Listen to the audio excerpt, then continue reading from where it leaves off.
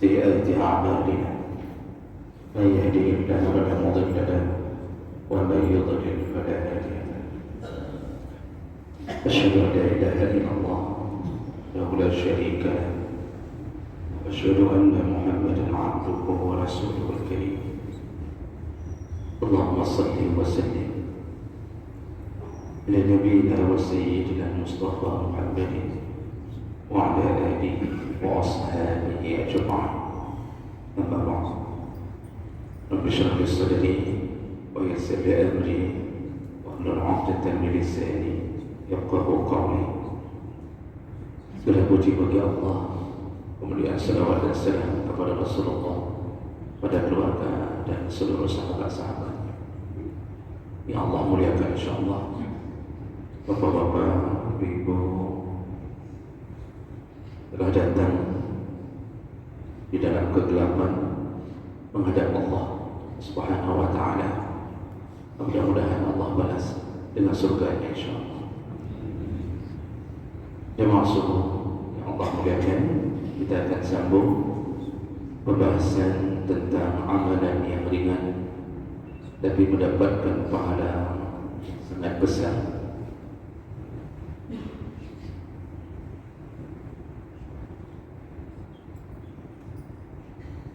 Pertemuan yang lalu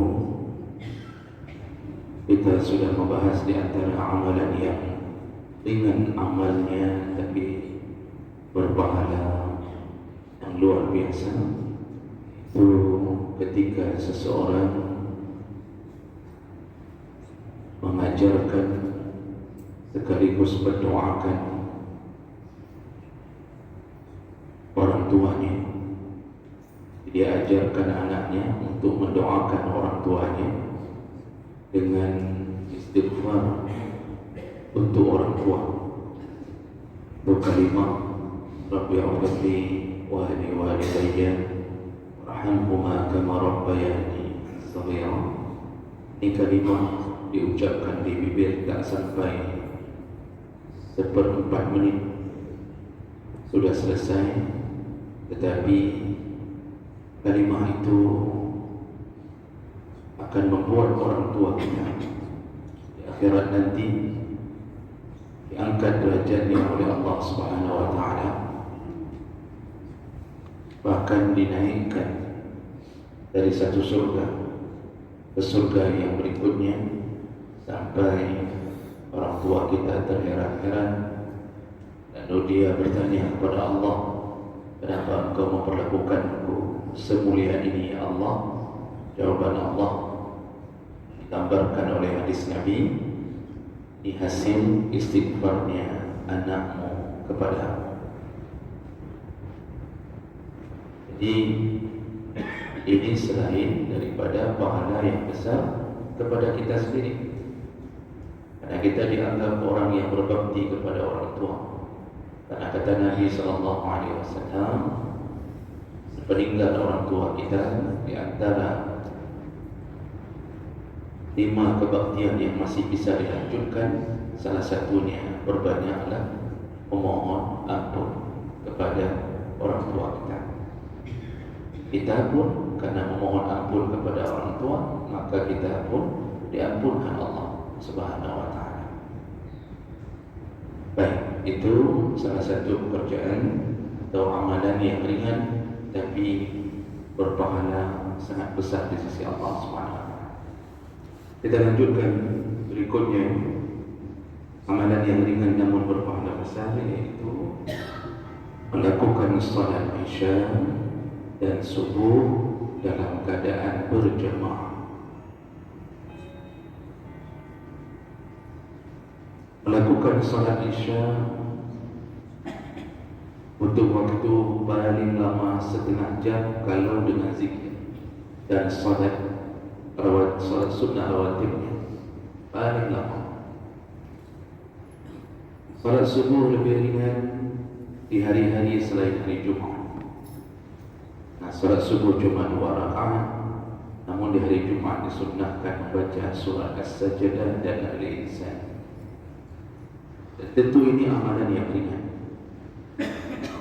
Bahkan kita bisa melakukan amalan amalan yang tak bermanfaat berjam-jam lamanya. Kita hanya disuruh untuk melakukan salat isya, subuh berjamaah setengah jam, pulang kembali ke tempat, lakukan apapun selama tidak bermaksiat. Habis salat isya silakan pulang, nikmatilah makanan. Yang mau membeli bungkusan apapun silakan, sampai menjelang subuh silakan. Yang diminta Allah cuma menghadap Allah setengah jam. Allah tak larang selama itu bukan maksiat setelah salat isya. Namun begitu beratnya kaki melakukan salat isya berjamaah. Bahkan ada orang yang masih tertidur di saat kita sudah selesai salat subuh berjamaah. Maka jemaah maka Allah Subhanahu wa taala, di antara kelebihan yang Allah beri pada mereka yang mendirikan dua salat ini, yang pertama, mereka telah terbebas dari sifat kemunafikan. Di orang-orang yang memelihara salat isya dan salat subuh berjamaah, maka mereka terbebas dari sifat nifaq. Sifat nifaq atau munafik orangnya itu akan membuat kita mendekat ke neraka, dan sifat nifaq akan membuat orang-orang dihapuskan pahalanya oleh Allah. Lalu kita mencoba memaksakan diri untuk membuangnya. Kita buang jauh-jauh sifat nifaq itu. Salah satu caranya adalah paksakanlah diri, berusahalah untuk datang ke masjid-masjid, lakukanlah salat isya berjamaah, lalu berjaga-jagalah untuk melakukan salat subuh berjamaah. Rasulullah sallallahu alaihi wasallam menyebutkan, inna asqalas salat 'ala al-munafiqin, orang-orang yang punya sifat munafik atau sifat nifaq, salat yang paling berat dilakukan adalah salat isya dan salat subuh. Paling berat. Maghrib ada, tapi isya tak datang lagi. Karena banyak hadis-hadis lain yang menyebutkan tentang bahayanya kalau Allah sudah menstempel hati dengan sifat munafik. Di jemaah maka Allah, kita insyaAllah mudah-mudahan Allah pelihara, diberikan hidayah taufiq dalam mendapatkan hidayatul irsyad. Kita mudah-mudahan diberikan hidayah at-taufiq untuk istiqamah melakukan salat isya berjamaah sambung dengan salat subuh. Ini kelebihan pertama, orang yang melakukan salat isya dan subuh maka dibebaskan dari kemunafikan. Yang kedua, orang-orang yang melakukan salat isya dan subuh maka mereka telah mendapatkan pahala seperti salat separuh malam. Salatnya setengah jam, tetapi pahalanya seperti telah melakukan separuh malam. Berdasarkan hadis Nabi SAW, hadis riwayat Muslim dengan derajat yang sahih dari Utsman bin Affan radhiyallahu anhu, sami'tu Rasulullah SAW yaqul, aku mendengarkan Rasulullah SAW berkata, man shalla al-isya fi jama'atin, barang siapa yang salat isya berjamaah, faka'annama qama nisfal lail, maka pahala yang diberikan Allah seakan-akan dia telah melakukan salat setengah malam atau separuh malam.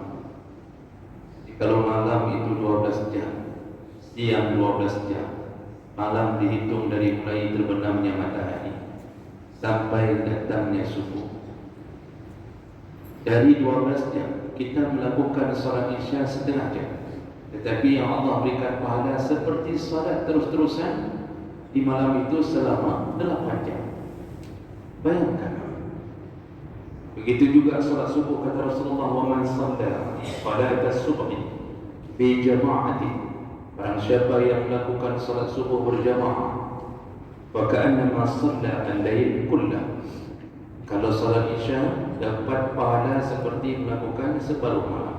Kalau salat subuh berjamaah lebih dahsyat. Dia dapat pahala seperti salat sepanjang malam. Kita ni yang hari ini salat subuh berjamaah, pahala kita itu dihitung seperti kita dari maghrib tadi tak berhenti-berhenti salat. Dan itu hak Allah untuk memberikan pahala yang melimpah ruah. Allah Maha Kaya. Allah dengan rahmatnya, dengan maghfirahnya, suka-suka Allah ingin melebihkan umat Muhammad di atas umat-umat yang terdahulu. Kita ini umat yang paling disayang Allah. Disuruh beramal sedikit, tapi pahala dikali lipatkan oleh Allah. Hanya dengan sekali mendapatkan Lailatul Qadar, maka seperti beribadah selama 1000 bulan atau 83 tahun 4 bulan. Bayangkan. Kali ini kita dengarkan hadis Nabi yang sahih. Orang yang salat subuh berjamaah dapat pahala seperti tadi malam. Seperti tadi malam dia telah melakukan salat sepanjang malam. Padahal yang kita lakukan sebentar lagi jam 6:05 sudah kita pulang.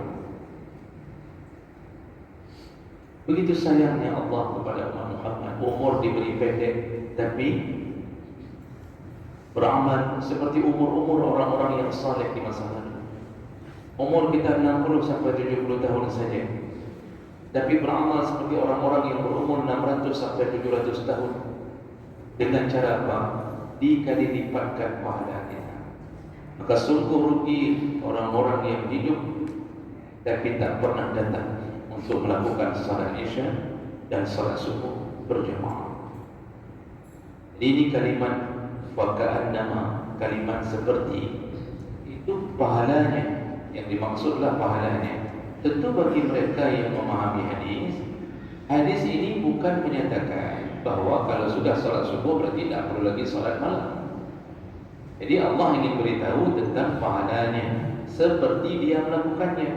Jadi seandainya dia melakukan lagi tahajud, dia lakukan semua rangkaian qiyamul lail, dia tutup dengan witir, tentu lebih besar lagi pahalanya.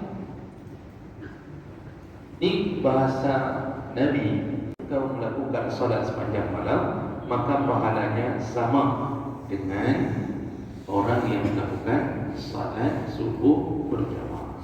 Tapi kalau dia melakukan lagi tahajud dan seterusnya apapun qiyamul lail berikutnya, maka tentu pahalanya lebih besar sesuai dengan apa yang dia lakukan. Dijemaah oleh Allah SWT. Jadi jangan sampai setelah mendengarkan hadis ini tiba-tiba tidak ada lagi rencana untuk salat malam. Istri memberitahu, nak rencana sembahyang tahajud, nak rencana. Ada rencana lagi sembahyang tahajud. Kenapa? Saya sudah dengar hadis. Yang penting saya jaga-jaga subuh. Itu bagus, tetapi salah memahami. Kalau bisa salat malam, lakukanlah. Wa minal laili fatahajjad bihi nafilatan lak. Kata Allah, ketika datangnya malam, bertahajudlah sebagai amalan sunnah untukmu, kata Allah. Itu apa? Asa ayyab'asaka rabbuka maqaman mahmud. Orang-orang yang melakukan salat qiyamul lail, maka dia dibangkitkan Allah di hari kiamat di tempat yang sangat terpuji. Dan jemaah bukan Allah SWT. Lalu kemudian dalam hadis yang lain Rasulullah mengatakan, man shallal fardhain dakhala al-jannah. Barang siapa yang melakukan salat dengan dua waktu yang dingin atau di dua waktu yang dingin, maka wajib baginya masuk surga. Maksudnya salat di waktu yang dingin, dua waktu dingin, yaitu salat asar dan salat subuh. Mereka yang menjaga-jaga salat asar dan salat subuh berjamaah, maka dia dijamin surga. Kenapa disebut dengan dua waktu dingin? Karena asar dinginnya dari matahari yang sangat terik di siangnya, sedangkan subuh dinginnya kegelapan malam. Tapi kita paksakan diri, kita buka selimut kita, kita basahi wajah dan seluruh anggota tubuh kita, lalu kemudian kita berjalan dengan menahan gigil, jangan menahan kegigilan malam, lalu kita menuju ke masjid-masjid Allah. Rasulullah mengatakan, yang datang salat untuk berjamaah asar dan subuh, maka Allah jamin dia masuk surga. Maksud jamin kelebihan dari dua salat ini. Ini juga bukan bermakna kita hanya menjaga dua salat ini saja. Habis-habisnya anak semayang di duhur, anak semayang maghrib, anak semayang. Kenapa? Karena Rasulullah mengatakan asar dan subuh. Itu salah juga. Jadi maksudnya dengan dua salat ini Allah jaga kita menuju ke surga, insyaallah. Hadis riwayat Bukhari dan Muslim dengan derajat yang sahih. Dalam hadis yang lain Rasulullah mengatakan la yalijan nar ahadun shalla qabla tulu'i syams wa qabla ghurubiha. Tidak akan tersentuh oleh api neraka orang-orang yang menjaga salat sebelum terbenamnya matahari dan sesudah dan sebelum terbitnya matahari. Apa dia? Salat asar dan salat subuh. Jadi dipuji lagi oleh Allah, dijamin lagi oleh Allah. Tadi wajib masuk surga, sekarang tidak akan masuk neraka, tidak akan tersentuh dengan api neraka orang-orang yang memelihara salat asar dan subuh berjamaah. Hadis riwayat Muslim. Kenapa dua salat ini disebut dalam hadis ini? Karena juga termasuk salat yang berat untuk dilakukan. Asar waktu lelah, subuh waktu orang menikmati malam. Azan terdengar, tetapi dia tak sanggup bangun. Dan Bapak Ibu yang harus kita perhatikan, di saat kita tak mampu bangun qiyamul lail, di saat kita tak mampu menjalankan salat subuh berjamaah, maka ketahuilah tidak ada lain yang menjadi penghalangnya kecuali karena maksiat kita lakukan. Maksiatlah yang membuat kita tak mampu bangun. Maksiatlah yang membuat hati kita kotor sehingga tak mampu membangunkan tubuh ini dari pembaringan di waktu salat subuh. Maka bersyukurlah kepada Allah kalau kita begitu ringan melakukannya. Orang lain tak mampu bangun, kita jam 4 sudah terbangun, setengah 5 terbangun. Tidak ada jam waker, tidak ada yang mengingatkan, terbangun begitu saja. Pertanyaannya, siapa yang membangunkan kita di jam itu? Kita di antara hamba-hamba yang lain. Allah sayang. Ciri-ciri orang yang sayang Allah, maka dia terus-terusan diingatkan oleh Allah Subhanahu wa ta'ala. Ini termasuk salah satu yang patut disyukuri. Jadi jangan kira kita hebat, jangan kita sombongkan amal salat subuh kita kepada orang dengan menceritakan, alhamdulillah karena belum sudah 60 tahun saya hidup, alhamdulillah salat subuh tak pernah tinggal. Lalu kita membangga-banggakan amal kita, kita sindir tetangga kita, hanya lagi urutan ping. Yang subuhan tu, hati-hati. Ketika kita sudah merasa kita lah yang berhasil, maka Allah marah. Karena semua amal kita hari ini, kalau tak diizinkan Allah, tak akan pernah kita dapat memasuki masjid ini.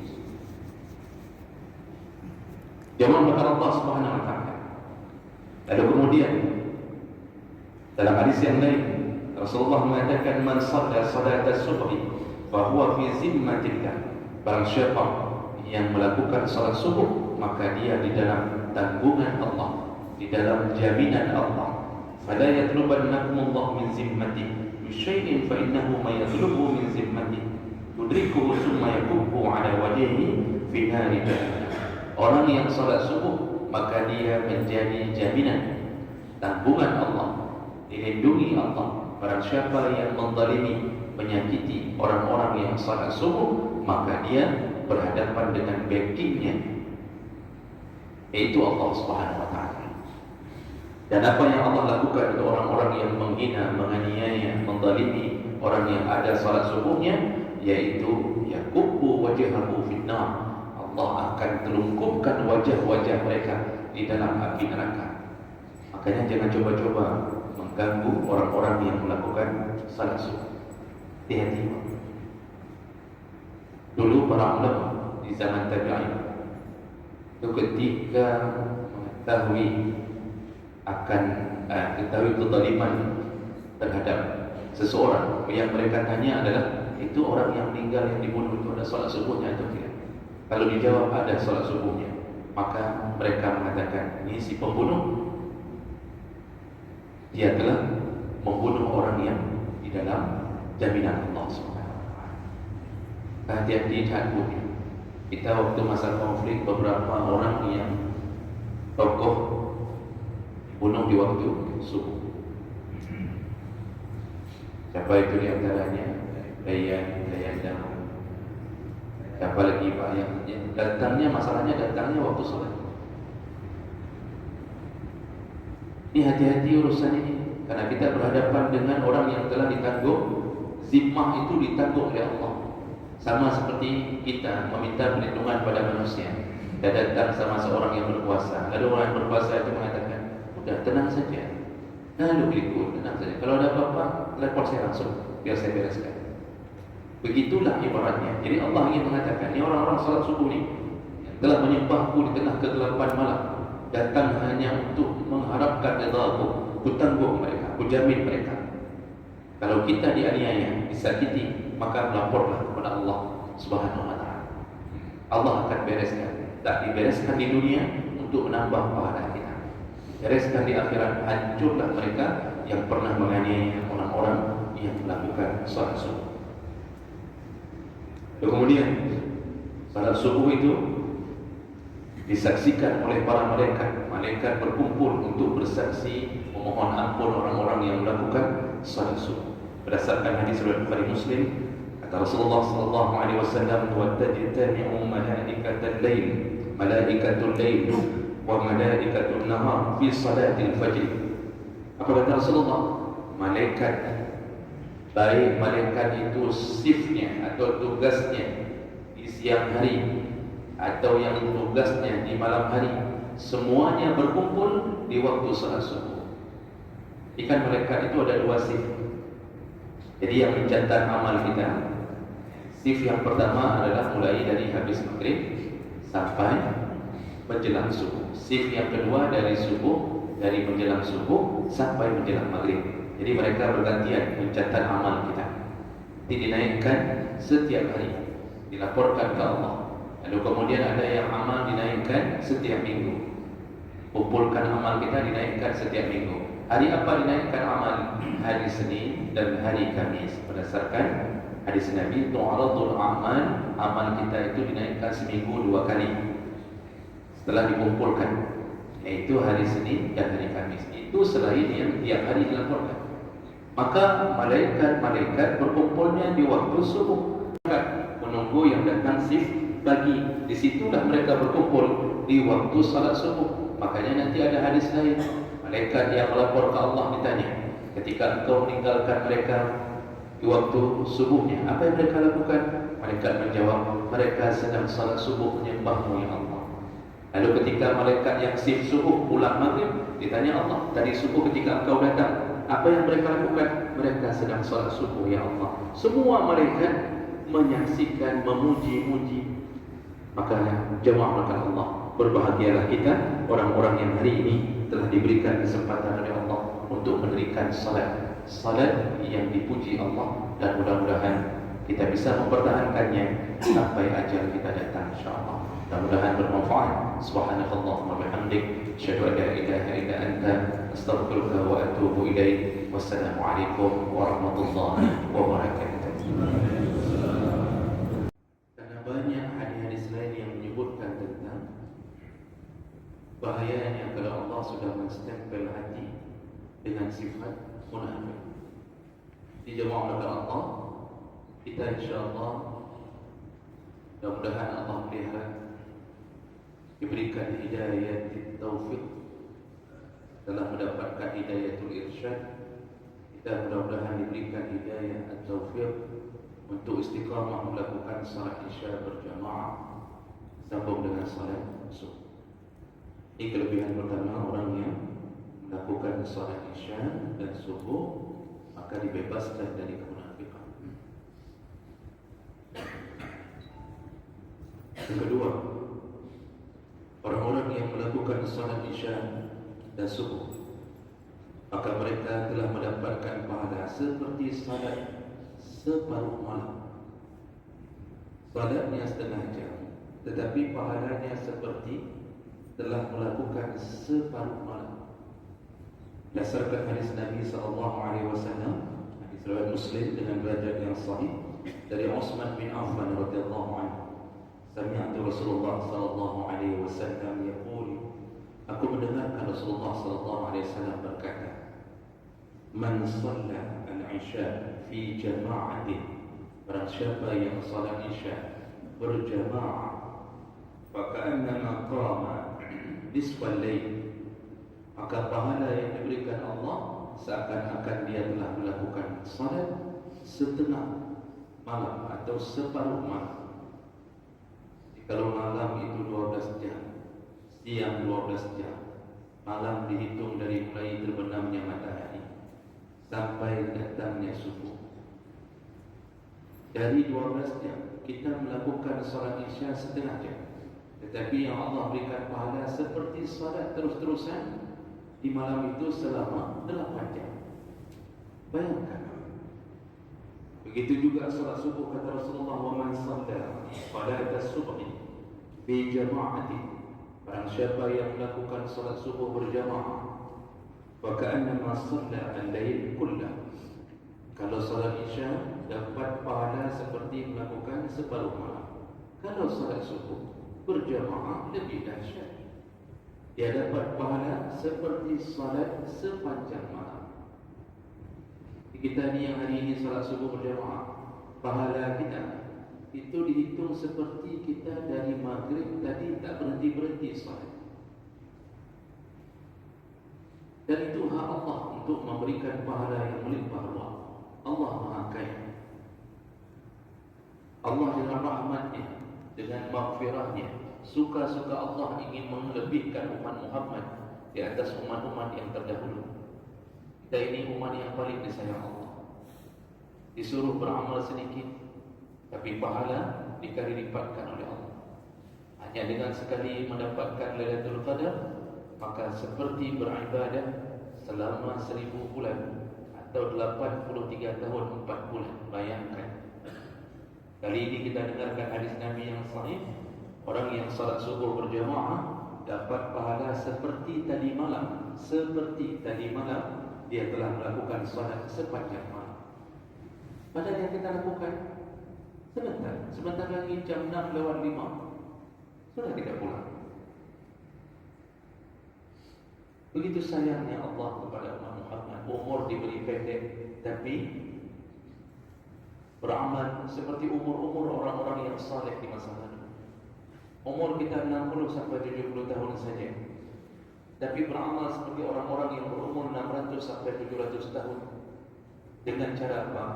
Dikali lipatkan pahalanya. Maka sungguh rugi orang-orang yang hidup tapi tak pernah datang untuk melakukan salat isya dan salat subuh berjamaah. Ini kalimat waka'annama, kalimat seperti itu pahalanya. Yang dimaksudlah pahalanya. Tentu bagi mereka yang memahami hadis ini bukan menyatakan bahwa kalau sudah salat subuh berarti tidak perlu lagi salat malam. Jadi Allah ingin beritahu tentang pahalanya seperti dia melakukannya. Tapi seandainya dia melakukan lagi tahajud, dia lakukan semua rangkaian qiyamul lail, dia tutup dengan witir, tentu lebih besar lagi pahalanya. Ini bahasa Nabi. Sampai menjelang subuh silakan. Yang diminta Allah cuma menghadap Allah setengah jam. Allah tak larang selama itu bukan maksiat setelah solat isya. Namun begitu beratnya kaki melakukan solat isya berjamaah. Bahkan ada orang yang masih tertidur di saat kita sudah selesai solat subuh berjamaah. Maka jemaah maka Allah Subhanahu wa taala, di antara kelebihan yang Allah beri pada mereka yang mendirikan dua solat ini, yang pertama, mereka telah terbebas dari sifat kemunafikan. Di orang-orang yang memelihara salat isya dan salat subuh berjamaah, maka mereka terbebas dari sifat nifaq.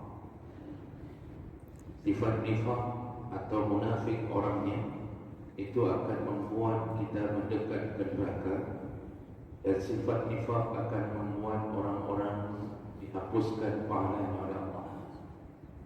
Lalu kita mencoba memaksakan diri untuk membuangnya dan buang jauh-jauh sifat nifaq itu. Salah satu caranya adalah paksakanlah diri, berusahalah untuk datang ke masjid-masjid, lakukanlah salat isya berjamaah, lalu berjaga-jagalah untuk melakukan salat subuh berjamaah.